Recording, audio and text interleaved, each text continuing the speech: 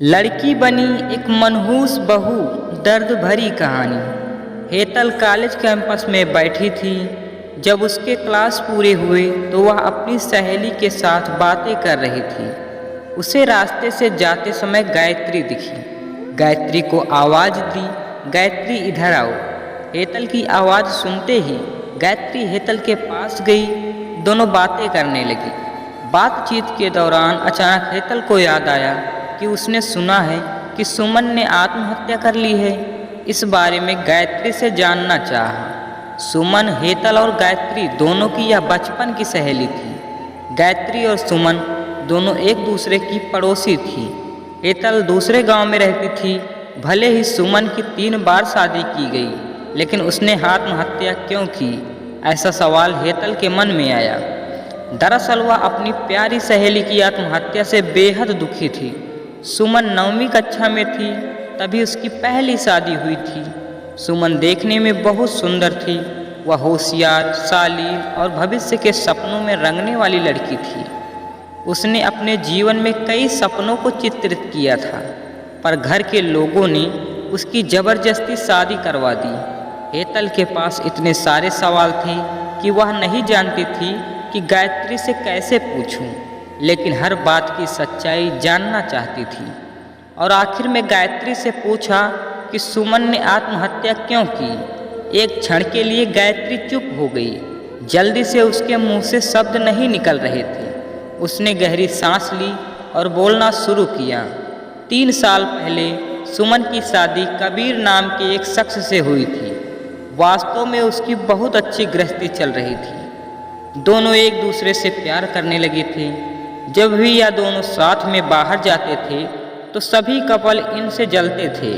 अबीर और उसके परिवार के सभी सदस्य अच्छे स्वभाव के थे। जैसा उसने सपनों में जोड़ीदार सोचा था, वैसा ही उसे अपना पार्टनर मिला था। उसके घर की स्थिति मध्यम थी। अबीर का एक छोटा सा होटल था। उसमें से उसके सारे खर्चे बांट देने के बाद कुछ पैसे बच जाते थे। घर की हालत बहुत साफ सुथरी थी।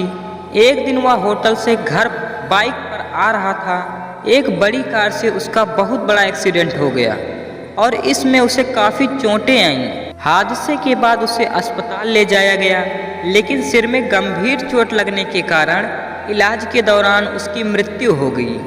सुमन को बहुत दुख हुआ, लेकिन उसके ससुराल वालों को गलतफहमी थी कि अबीर की दुर्घटना सुमन की वजह से हुई है। वह अपशकुनी है, ऐसा उनको लगता था। उनमें से कोई भी उसे समझ नहीं पाया। अबीर के जाने के बाद कुछ दिनों के भीतर ही सुमन को घर से निकाल दिया गया। उसे घर से बाहर निकालने के बाद वह मायके चली गई और कुछ दिन मायके में ही रही। लेकिन आसपास के पड़ोसियों में चर्चा हो गई तो उसके माता पिता से फिर से उसके लिए रिश्ता ढूंढने लग गए। जब वह बाहर निकलती थी तो लोग हमेशा उसे ताने मारते थे। इस वजह से सभी बहुत परेशान हुए।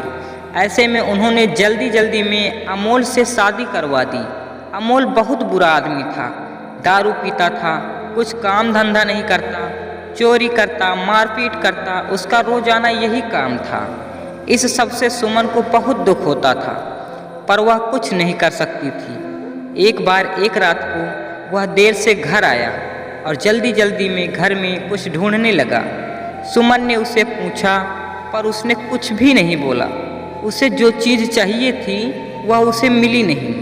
इस वजह से वह वहाँ से बाहर चला गया। सुमन रात भर उसकी राह देखती रही, पर वह आया नहीं। दूसरे दिन पुलिस को उसका मृतदेह रास्ते के किनारे पर पड़ा हुआ मिला। उसका चाकू से किसी ने खून किया था। यह खबर सुमन को पता चली तो उस पर दुख का पहाड़ टूट पड़ा। कुछ दिनों तक वह अपनी ससुराल में ही रही, लेकिन बाद में ससुराल वालों ने उसे प्रताड़ित करना शुरू कर दिया। इस वजह से सुमन वापस मायके आ गई। घर आकर कुछ दिन ऐसे ही बीत गए। हर दिन आ रहा था और जा रहा था, लेकिन सुमन की स्थिति वही थी। उसकी तरफ देखा नहीं जा रहा था। उसका परिवार उसकी स्थिति को सहन नहीं कर सके, इसलिए उन्होंने उसकी वापस शादी करने का फैसला किया। उसके लिए रिश्ता ढूंढने लगे। उनके रिश्तेदारों में गौतम नाम का लड़का था। उसकी पहले से ही एक बार शादी हो चुकी थी और गौतम से सुमन की शादी करवा दी। सुमन बहुत खुश थी। शादी हुई और कुछ महीने बाद उसे मालूम हुआ कि गौतम को कैंसर है, ब्लड कैंसर।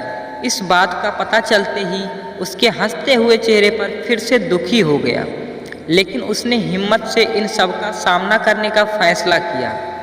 5 महीने तक अपने पति की सेवा की, लेकिन आखिरकार 5 महीने बाद उसके पति की मौत हो गई। इस दुख से वह बहुत तंग आ चुकी थी। कुछ दिन बीत गए, लेकिन बाद में ससुराल वालों ने उसकी जिम्मेदारी लेने से इनकार कर दिया, उसे घर से निकाल दिया। उसके बाद वह फिर मायके चली गई, लेकिन उसके माता पिता, उसके भाई भाभी ने भी उसे घर आने नहीं दिया। सभी तरफ से रास्ते बंद हो चुके थे। उसके लिए उसे उम्मीद की कोई किरण नजर नहीं आ रही थी। अंत में उसने खुद को खत्म करने का फैसला किया, उसका जीवन समाप्त कर दिया।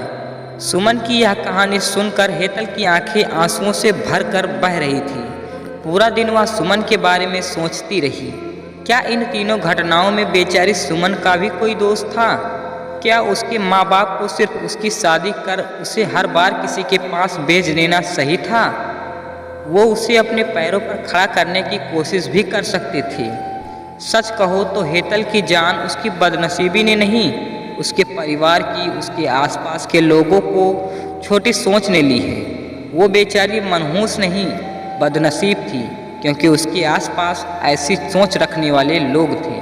दोस्तों, अगर हमारी वीडियो आपको अच्छी लगी हो तो प्लीज़ वीडियो को एक लाइक करके चैनल को सब्सक्राइब कर देना और इसे ज़्यादा से ज़्यादा शेयर करना। धन्यवाद।